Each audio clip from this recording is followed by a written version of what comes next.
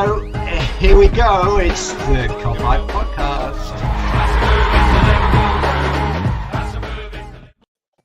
Hello, everybody, and welcome back to the Kopite podcast. It is one of the big fixtures of the season. It's Liverpool versus Man City, or Man City versus Liverpool, if you want to get really proper in the way the fixtures are organised. It's at the Etihad Stadium. It's Sunday. It's Jay. It's Mick, and we've got Sam Halbert back on the show, our dedicated City fan. Sam, how are we, mate? I'm actually really good, bro. How are you? I'm really good, bud. Keeping well, mate. Glad to have you back on the show.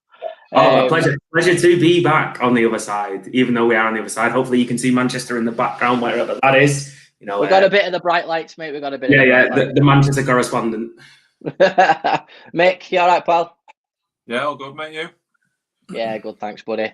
Well, Sam, listen, mate, I want to start with yourself. We'll just go through a little bit of how City are at the minute. You know, currently sitting 10th in the league, 11 points. They got 11 points so far. You're actually 2 points worse off than you were last season, which obviously doesn't seem that much, but obviously there's 8 places between where you were in second and now 10th this season. 3 wins, 1 loss against Saints, 9 goals scored, 8 conceded, 2 clean sheets. Nice cheeky little 1-0 win over Sheffield United. For years. How are you feeling so far given the start that you've made? Well, take the Leicester game aside, I think we've changed the way we are. Obviously, I mean, take that Leicester game out of it. We played Eric Garcia. I mean, how he's not out the door, I'm not sure. But take that one out of it, we conceded the 5 goals. Then we're actually looking all right. We're not at our free-flowing best, but we actually look for the first time since Roberto Mancini, we actually look like we can defend. Like, better defensively than we are going forward. I'm actually quite happy where we're up to at the moment because we're actually building from the back for once in our goddamn lives. So that's good enough in itself. We've got a clip going forward at some point. Obviously, the goals that Sterling will bring, he'll score 20 goals. And if we can get Arrow fit, which is a big if, he will get 20 goals. Gabriel Jesus, he'll get 20 goals. And then Mahrez and Bernardo, that sort of thing, KDB, they'll chip in with getting on for 10. So goals aren't really a problem. We've just got to click into gear. Plus the fact is a couple of those stats are misleading, to be fair. I mean, we've got a game in hand on that as well. We win that. Yeah. We're 2 points off top. I mean, it's a big if again, but we beat you. Hey, we're top. You know what I mean? It's which way you want to look at it, both ways. Really. Of course it is, mate. That's exactly what I was just about to say in my next question, because I was just about to say you can look at them stats from a Liverpool perspective and be like, ha, City are where they are. But like I said, if you get to the crux of it, they've got a game in hand on us and they win on Sunday, plus you win your game in hand. You're back where you were, you know, a couple of years ago. So it's no mean feat, really, is it, to say that Sunday? Is it too early in terms of title race? It's massive, isn't it? Oh, it's absolutely huge, to be fair with you, because I actually think that, I mean, at the start of the season, Pep said that whoever wins the title is going to have at least 90 points. Well, that's going to go out the window. Absolutely no way is it going to be 90 points you have to get. I mean, because he's saying that second place will at least get 90 points, whereas that isn't. First might, but second definitely won't. It's because of the amount of injuries that people are getting, muscular injuries, in and outs. You're missing your back line. We've been missing up until now our forward line. I mean, you think of that. I mean, I don't see it the way that it is. It's going to be absolutely massive because those points are really up for grabs at the moment. Whereas beforehand, we'll go on a 10-match winning streak at this point. Can you really see that happening? I really don't think so. I really don't. So yeah, a massive game on Sunday for that reason. Yeah.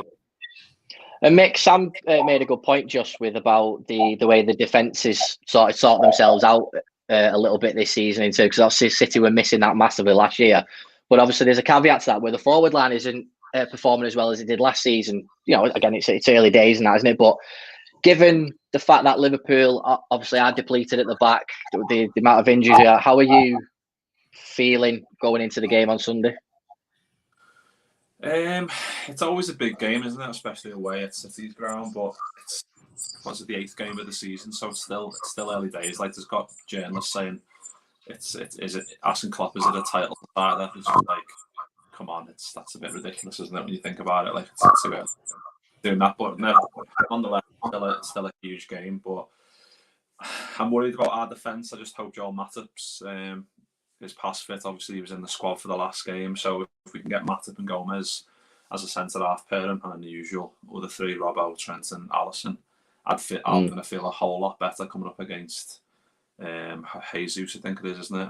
Up top, I think Aguero's been ruled out. So we've got Matip back in there, then I'll feel 10 times better. That's pretty much the end of it. If like we touched on before we started, if Fabinho was in there, I'd feel a lot more better. But obviously we're missing Thiago as well. So in terms of midfield and defence, if we've got Matip back in there and the usual guys in the three, maybe plus Keita in there, I think we should be okay. It's gonna be goals anyway. It's always a tricky game, no matter that who's playing for City and who's not. There's always fireworks, isn't there? So I look forward to it. It is, mate. And I was just looking at the fixture history here. You know, in the last 6 games at the Etihad, Liverpool have only won 2, and one of them was in the Champions League on that famous night for us.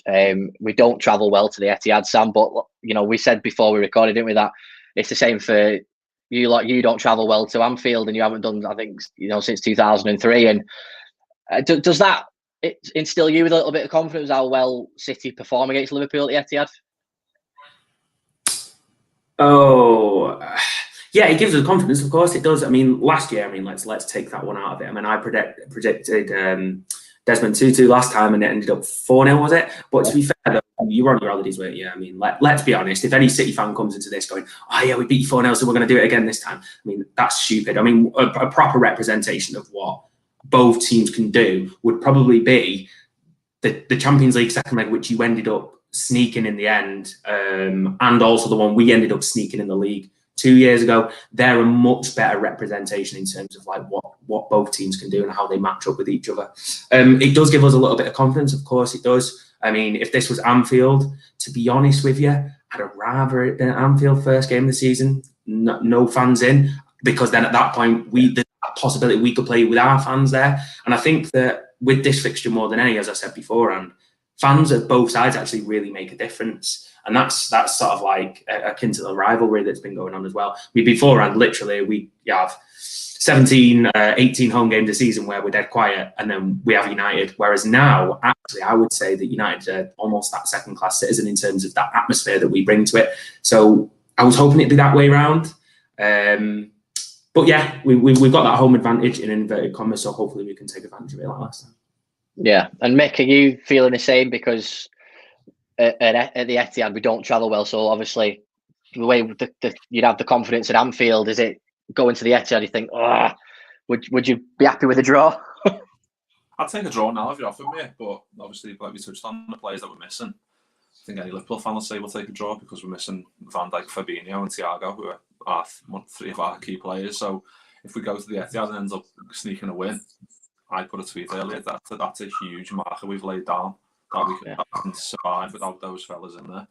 So in terms of going to the Etihad, I'm glad there's no fans in there, but I don't think it's that dynamic with the Etihad. It's more going away to City and up against Guardiola and coming up against always a strong City side. I think that's more it. So I don't know if it'll have an effect in terms of the result if there was fans or no fans. I think Anfield's more of a, we rely on that a lot more, the support that we get from Anfield. So I am glad it's the second it's the return leg at Anfield later in the season. So hopefully we might see some fans at that point. Sam, we've got just a question from one of our viewers at the minute, and it's from Martin Barton, who says, from a City perspective, who is Sam most worried about in the Liverpool side? Mane, Salah, Bobby, or Diogo Jota? If you're asking me which one I would take in a heartbeat, it'd be Mo Salah. I actually think he's, and this is strange coming from me, I actually think, despite the media attention that he does get, I still think he's underrated. I think he's an absolute killer. I think he is he takes advantage of every single opportunity. And I have friends who are Liverpool fans that actually probably don't rate him as much as they should. You should be absolutely thanking your lucky stars that you should have him. You should never want to wish him away. Honestly, that guy is an absolute killer, and he's the guy by far that I'm most worried about. Mane's been brilliant, don't get me wrong, and Jota has been brilliant at midweek. Bobby Firmino, I think, is a bit that nips them all together, and again, I think he's a bit underrated.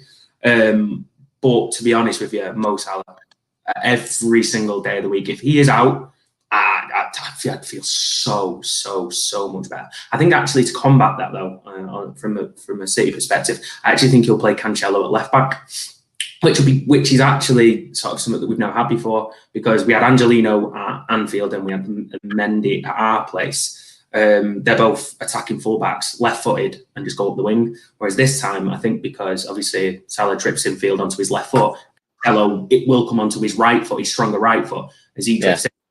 So I actually think that will be used to actually nullify him. But for me, Salah, hands down. So if, because there's been a bit of debate between a lot of Liverpool fans over the past week in terms of the lineup, because obviously we are very blessed up top, and we have been for the last couple of years. But adding Diogo Jota into that mix, as you know, we thought, oh yeah, he's generally going to be a backup to the front three. Whereas last few weeks, or maybe just since he started the season, he's been absolutely fantastic, and he bagged a hat trick in the Champions League, and we're expecting big things. And a lot of people are saying he should start instead of Bobby Firmino. If he does start instead of Bobby Firmino, would you feel, oh well, Bobby's not playing because he makes the other two click, or are you thinking, shit, Diogo Jota's on form at the minute, he could easily bang in a couple of hits because he's got experience against playing against City, hasn't he? Yeah, of course. Yeah, it's not like he's in a complete new league and needs that time to bed in. But I think it's the first point you made. Bobby Firmino is the one that would really scare me. If there was front three lineup as they supposedly are, then that for me is a lot worse than putting Diogo Jota in there. It's not that I don't rate him as a player, but again, he's just a very good replacement in all three positions. He's not starting in any of them. It's just that if you get an injury or you need to rotate, he is a brilliant replacement for any three of those positions. But as you said at the start, I still think he is that replacement. Front three, if it was me, would stay exactly as it is, and that is the worst case scenario for us. I mean, if you played as it was, I just don't think he clicked quite as well. Against lesser teams, more firepower the better. Yeah, great, play four strikers, whatever, you're going to still beat them 6-0, and someone's going to score. But against a team like City that just need that little bit of intricacy to pick them apart at the end, Bobby Firmino, for me, would be the one I'd be worried about. Mick, do you agree with what Sam's just said there? It's got to be Firmino. Yeah, I think so. I mean, he got rested in the week, didn't he? And Jota obviously banged in a boss hat-trick and played really well. But I think it was the Sheffield United game where all four played. Was it? I think it was, wasn't it? And it didn't. That's going to take a bit of work and maybe a couple of games against the lesser teams for that to maybe come to fruition into the bigger games. But I'd be very, very surprised if Jurgen Klopp picked Jota ahead of Firmino. I mean, there's been a lot of talk, obviously, because Jota's banged in at hat-trick and played really well, and man of the match, obviously, that he should be starting and he's in form, and people are saying you should be picking the form player, which I understand, but Bobby Firmino is like you said, Sam, he's the guy who can, in the final third, he's got that creative ability and intricacy in the passes where he can drop into the hole and find space in between City's backline and midfield to try and pick his off. So I'd be very surprised if Klopp picked him. But it is a shame for Diogo Jota because he's played so well. He's got, I think, 7 goals in 10 games so far for Liverpool, which is just absolutely crazy record when you think about it. When none of us in our wildest dreams thought he'd come in and get those kind of numbers that early. I mean, we all imagined he'd be better than a bit slower than he has as well. So it's a testament to his ability overall that he's came in and pulled those numbers out and got the goals and assists he has so far. So I imagine he will start on the bench though and maybe come off towards maybe 60, 70 for Firmino. Yeah, depending on how the game's going. I see what you're saying. Sam, from obviously we're on a Liverpool channel, there'll be Liverpool fans watching and thinking, how can we get at this City side? So one of the comments that we've just had is City still haven't replaced Kompany in my eyes. Not only one of the best defenders, but a true leader. Do you agree? So we thank Ian Thompson for that comment there. So you did say, obviously, at the beginning of the show that your defence has got better. But how are Liverpool going to unlock City's defence? How are we going to get at you? Well, I mean, to be fair, though, it was all about the Bobby Firmino thing, whereas beforehand, what it was is if we were playing someone like Otamendi, he was really rash and would follow a player like Firmino out of the back line. And then at that point, then the diagonal runs from Mane, left to right, Salah, right to left, and that would fill in the hole there. this time, to be honest with you, I think if we play Walker and then Diaz, Laporte, and then Cancelo, I think we are solid. Can you score against us? Of course you can. A bit of magic, of course. I mean, you've seen the Fabinho goal last year at the game at Anfield, and you've seen a couple in the past as well. I mean, you've seen Salah do stuff like that Chelsea goal that he did, where he hit it on the volley from 30 yards and pinged it in the top corner. Doesn't matter how good your defence is, sometimes with players of that quality, he can just ping it in the top corner. Cancelo, is he the best fullback in the world? No, he's better going forward. He's actually a very, very adequate footballer. I think he's actually a very good footballer. Fullback, maybe not, but up against Salah, because he is coming from the right to the left, I think he might do okay there because he's playing onto his strong foot. Let's say if somebody like an Adama Traore would have gone down there and, he's pants. As in someone taking him outside, he turns the wrong way, and that's because he's on the wrong side. So you might even see Mane possibly even line up that side, or you might see Trent Alexander-Arnold be right up against him on the side. And to be fair, if that's the case, Trent might be the one to unlock it. If he gets past the fullback every single time and Cancelo comes inside with Salah, which I'd anticipated to happen, I think that really could be the way to do it. But I like the way that Ruben Diaz looks so far. We're conceding a hell of a lot less than we did last year. I mean, it wouldn't be hard, but take the Leicester game aside, it actually looked good. And people are saying in the background that he's a true leader. And again, I mean, that in itself is good enough for me. Have we replaced Company? Possibly. But if we had Company in this game, would we have a better chance of winning? Oh, absolutely. The guy legend. And, I think he is my favourite City player of the past 10 years or ever, really. So, yeah, I can't say that he's been replaced fully. But do I have faith in Laporte and Diaz? Absolutely. And Walker's been on fire as well. He's even been nominated for Player of the Month as well in the Premier League. So that itself says how good Kyle Walker's been in a slightly more inverse position as well defensively. So, yeah. Yeah, and Mick, it proves, doesn't it, the fact that we said before about City, if they beat us on Sunday, they've got real motivation there because they've got a game in hand where they could go top of the league after that. So we're not playing the City in 10th, are we, technically? I mean, obviously on paper we are. We're playing a City side who are in 10th, but they're going to be right up for it. It's just as much as we are to stay top of the league, aren't they? It's not going to be an easy win, or, it's going to be difficult if we want to win this game. It's going to be business as usual. Like, I've just looking at their last start 11 against Sheffield United: Walker, Diaz, Laporte, and Cancelo. So that's like, Cancelo's really surprised me in terms of how good he is as a footballer. Like, I was surprised. Obviously, he was at Juve, wasn't he? So obviously he's got good pedigree there. He came to the Premier League and he's doing quite well. If Salah comes up against him, I think Salah, if Salah's on his A game, he rinses any fullback in world football for me. It doesn't matter who it is. Or, like, in terms of Cancelo being a right footer, Salah coming up against him, then yeah, that might favour him. But I think he's just too strong and too fast for anyone. And it's if he's got a bit of fire in his belly, like he has the last couple of since the season started, really, especially with the game against Leeds. He's looked absolutely terrific, and he looks like he's got trying to beat his goal scoring feat so far. He looks like he's got that in his sights this season. He wants to go on and better it. But no, it's always going to be a difficult game. Like, you just look at the midfield, like De Bruyne, Rodri, and Bernardo Silva, and Mahrez, and Sterling. Like, there's a possible goal anywhere. Like Sam was saying about us, that's the exact same for City. So you can't dismiss anything. Like, they've got quality all over the pitch. All it takes is one De Bruyne pass from halfway line for Sterling and then through, and they can score. So that's all it takes, and that's why I think it'll be cagey, and I think it probably will be a score draw. That's what me head's saying anyway. My heart's saying 2-1 Liverpool, but I do think it'll probably be a 1-1 score draw, because we do kind of cancel each other out, because there's quality all over the pitch. Like we said, we're missing a few key players. Whether that will maybe be a factor remains to be seen. But if we go there and do sneak a win, like I said earlier, it'll send out a real statement that we can go on and retain this league, even without missing key men, and obviously getting Fabinho and Thiago back in the coming weeks. That'll make us a lot stronger. Yeah. And Sam, I want to pick up on what Mick's just said there in terms of how the season's gone for Liverpool. And it's, we always, when we get a rival fan on here, we always like to see their perspective of it, because obviously we have opinions on what other clubs are doing and all that, because you've got to at the end of the day.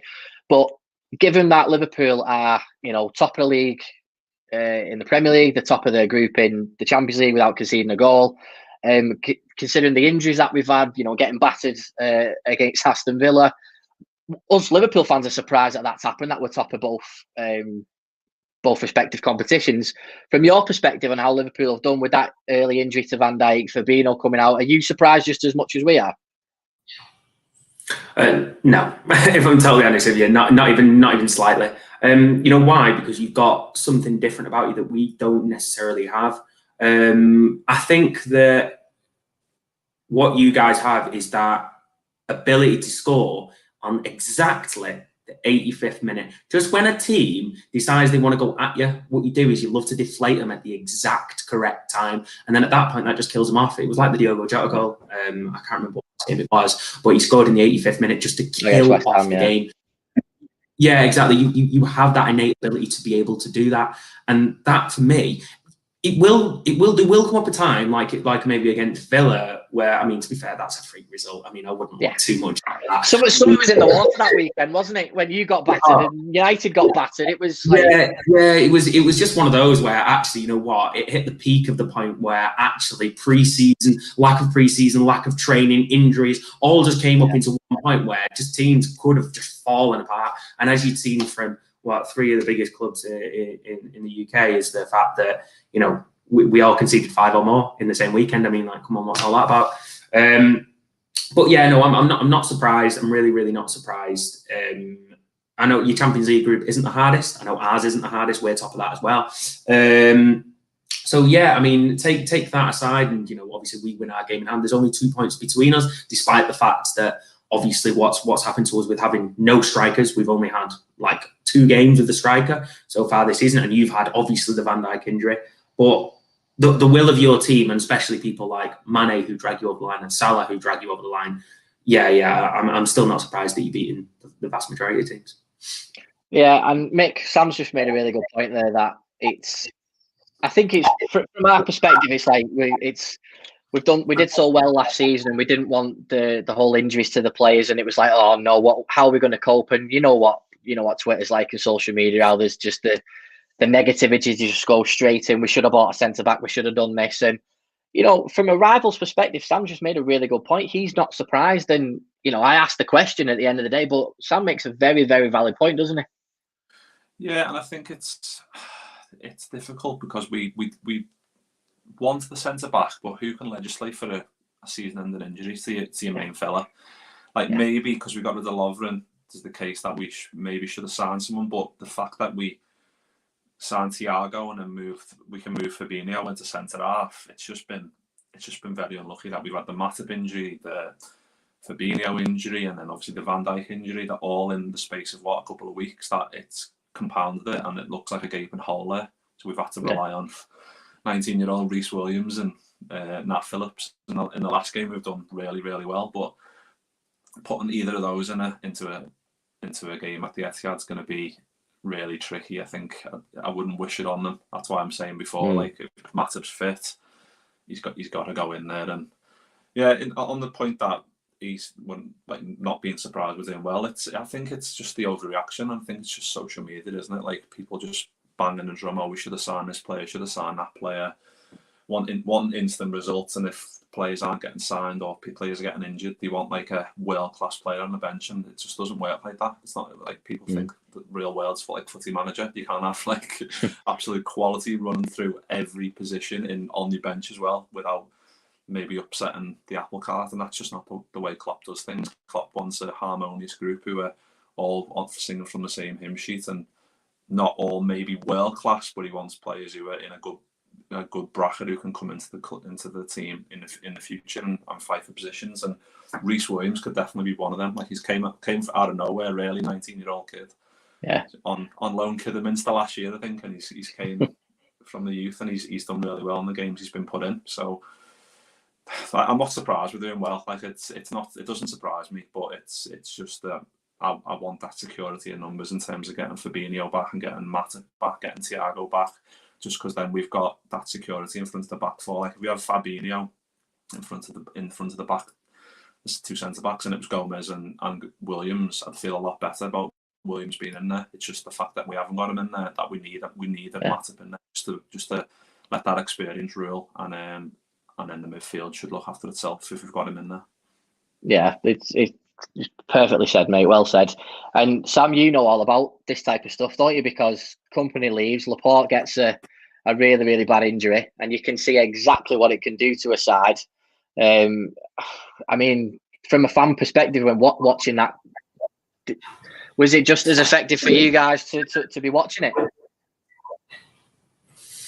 Yeah, I mean, yeah, man, it happens, doesn't it? I mean, what more do you say? As I rightly say, you can't legislate for your best defender getting taken out in the first week of the season. You just really can't do it. And plus, the fact is, I mean, when people were going onto Twitter, I mean, keyboard warriors and all that sort of stuff.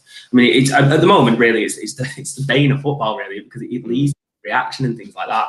But also as well, imagine this. I mean, it doesn't matter how much money you've got. Imagine trying to get, Tottenham's a prime example, imagine trying to get a striker to go, by the way, we know you're world class and you should be signing a striker, but you've got to play behind Harry Kane every week, so you're probably going to get the Europa League games occasionally in Ukraine, and then you're going to be playing Leyton Orient in the Cup, and they're like, oh yeah, great, love it. You know what I mean? So that's part of the battle as well, and I think that people jump on the bandwagon a bit too much with the whole, oh yeah, you should have signed this and that and the other. I mean, why?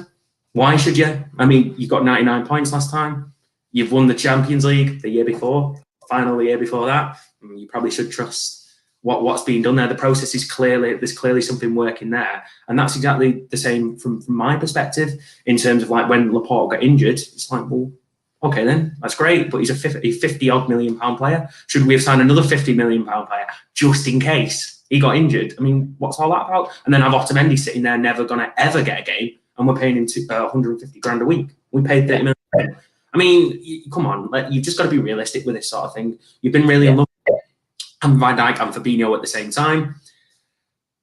But that's it. I mean, what more can you say? We've had Jesus and Aguero for the exact same time for 5 weeks. So yeah, it happens. And you know what? You just got to get over it. That's it, mate. That's it. And when you look at it this season,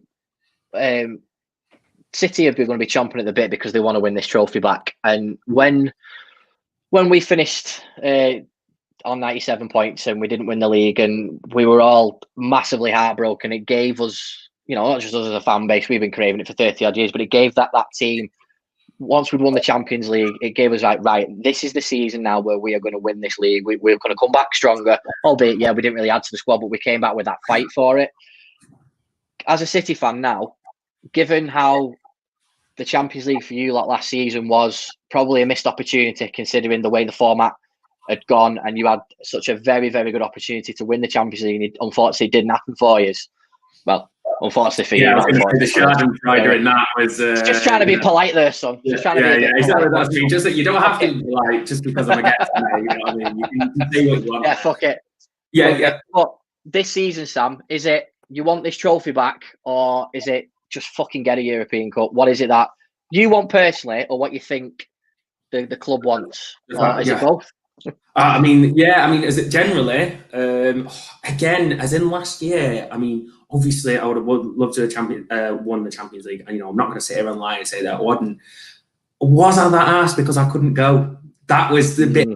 We spoke about that, didn't we? We spoke about that. And you know what? And the fact that I knew that I wouldn't be going to it sort of took the shine off it, and we would have gone, then there would have been the whole, you had it over one leg, and then there's only one leg, and then this and that. And you know what I thought? You know what? Nah. I would have loved to have won it just to say that we'd won it. Don't get me wrong, it's a monkey off the back, and then we could have rubbed it in everyone's faces, and we'd have had the best season of any English club, of any European club. Of course we would have done.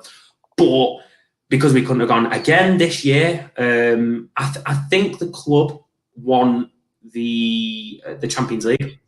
Again, for the prestige of it, to say that they could say that they've listed a European Cup, the amount of sponsorship deals that they could get out of that, the amount that that investment would come directly from it, and the fact, it's a monkey off the back.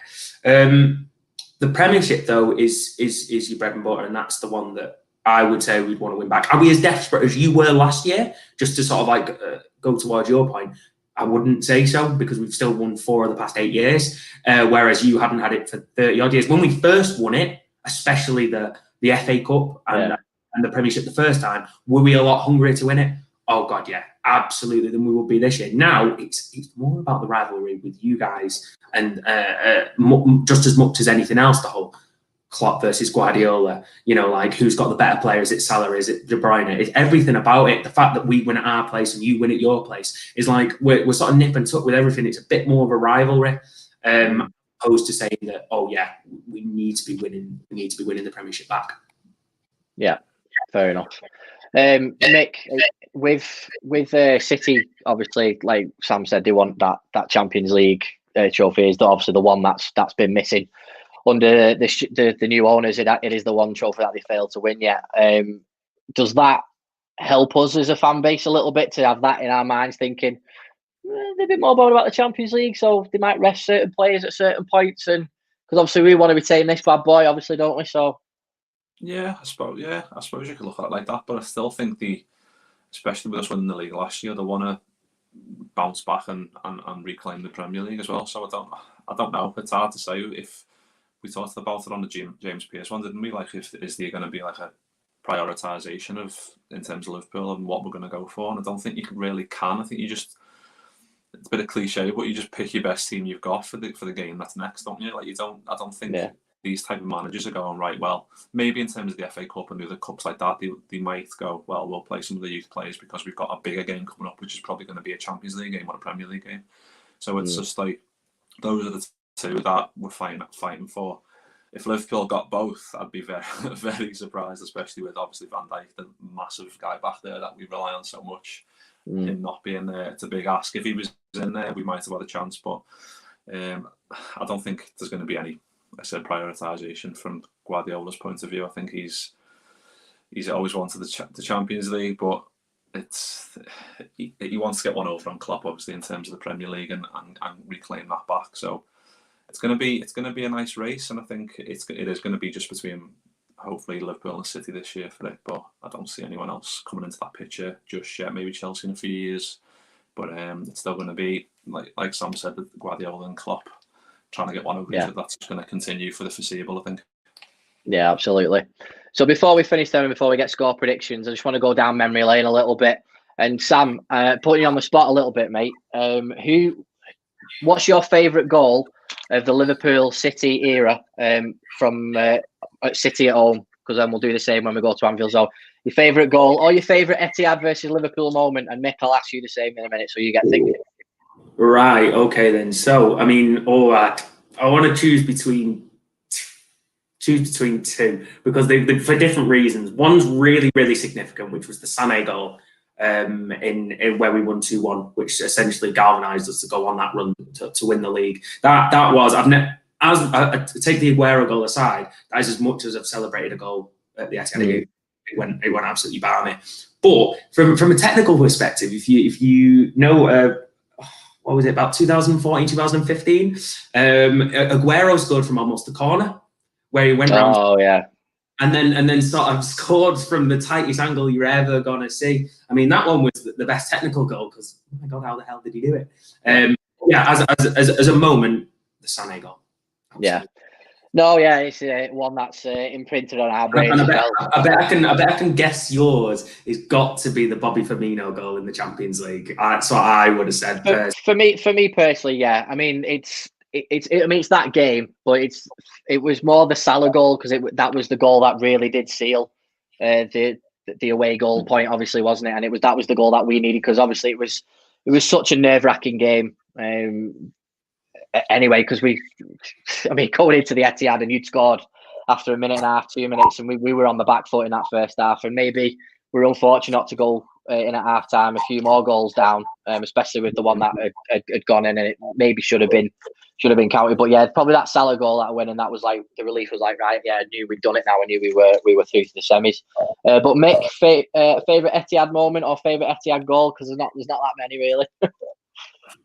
Yeah, I'd have to say the Salah one. I was watching it earlier today, and it's just like even the move's great, and like Mane going through and then getting brought down, and then Salah's just there to mop her up and chip her over the keeper, and just the celebrations of all the players like that. That's got to be number one for me. That one. Yeah, that's got to be one from an emotional perspective. Maybe from a technical perspective, Skirtle's goal when we beat them 4-1, that was quite a nice strike from the corner, wasn't it? I didn't mind Daniel Sturridge's goal when he first signed for us. Just sort of collects the ball on the edge of the area, just pings it in the bottom corner. I just love the sound of the net pinging when that goal had gone in. At this point. Say that again, Sam. Sorry, you're only allowed one. You're picking about 15 goals there, just rubbing it in. But there's not that many. Yeah. All right. Pick them all in. Pick them all. Yeah, the painful memories though, mate. I mean, that, like you said, we might have been on holiday after we won the league, but the Guard of Honour game and getting beat 4-0 didn't taste very nice. And I remember being in Carragher's bar in New York a couple of years ago, and it was like a 6 o'clock in the morning breakfast to an 5:30 kickoff in New York, and we got battered 5-0. That wasn't a nice memory either. So it's I'm hoping it's a close game on Sunday, and hopefully we get a win. I'm gonna be bold and say we win 2-1. Mick, you still sticking with that score draw? 1-1, was it? Fuck, I go 2-1 Liverpool. Okay. Go on, fuck it. Sam, go on, mate. What are you going for? Your heart at one point. I thought that was it, but no, it's not. On City comfortably. Comfortable City win. Yeah. Fair enough, mate. Right, well, we will catch up with Sam again before the season finishes. If we can get you back on, mate, for the show after the game, fantastic, mate. If not, we'll see Sam again for the Anfield fixture. Thanks everybody for watching. Don't forget to give us a like. Let us know in the comments who you think should start for Liverpool up front. Who you think is going to score our goals? Hopefully we do get some. What you think the final score will be, and we will see you guys next time.